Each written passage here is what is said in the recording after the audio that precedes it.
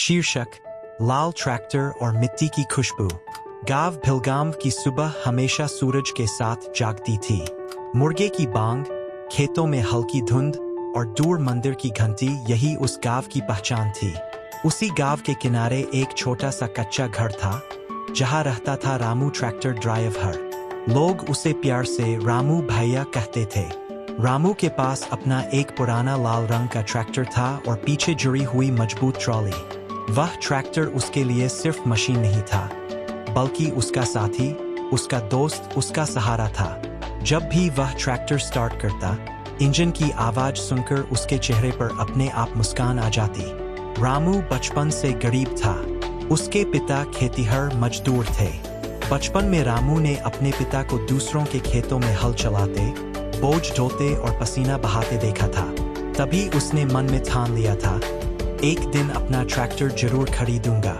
सालों की मेहनत और बचत के बाद उसने सेकंड हैंड ट्रैक्टर खरीदा। वह नया नहीं था, जगह से रंग उखड़ा हुआ था, सीट फटी हुई थी, लेकिन रामू के लिए वह किसी खजाने से कम नहीं था।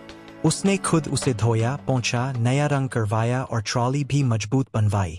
उसकी पत्नी गीता हमेशा कहती, तुम्हें इस ट्रैक्टर से ज्यादा प्यार है या मुझसे? रामू हंसकर जवाब देता, अरे पगली, ये ट्रैक्टर ही तो तुम्हें खुश रखता है। रोज की मेहनत। सुबह 4 बजे उठकर रामू ट्रैक्टर स्टार्ट करता और खेतों की तरफ निकल जाता। कभी गेहूं की बोरियां ढोता, कभी गन्ना, कभी ईंटें, कभी रेत। उसकी ट्रॉली हमेशा भरी रहती। गांव के लोग कहते, रामू का ट्रैक्टर कभी खाली नहीं चलता, क्योंकि रामू मेहनती था और ईमानदार भी। वह कभी काम से मना नहीं करता था। अगर किसी गरीब किसान के पास पैसे नहीं होते, तो वह उधार में भी काम कर देता। एक बार बूढ़े किसान हरिराम ने कहा, बेटा, अभी पैसे नहीं है। रामू बोला, काका, फसल बिके तब दे देना, अभी काम जरूरी है। ऐसे ही उसका नाम पूरे इलाके में फैल गया। ट्रॉली की कहानी। रामू की ट्रॉली भी खास थी।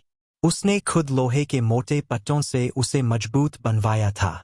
गांव के बच्चे उसे हाथी वाली ट्रॉली कहते थे, क्योंकि उसमें बहुत सारा सामान आ जाता था। रामू हमेशा ट्रॉली को साफ रखता, बोल्ट कसता, पहियों में हवा भरता। वह कहता, अगर ट्रॉली साथ छोड़ दे तो सारा काम रुक जाएगा। उसे लगता था जैसे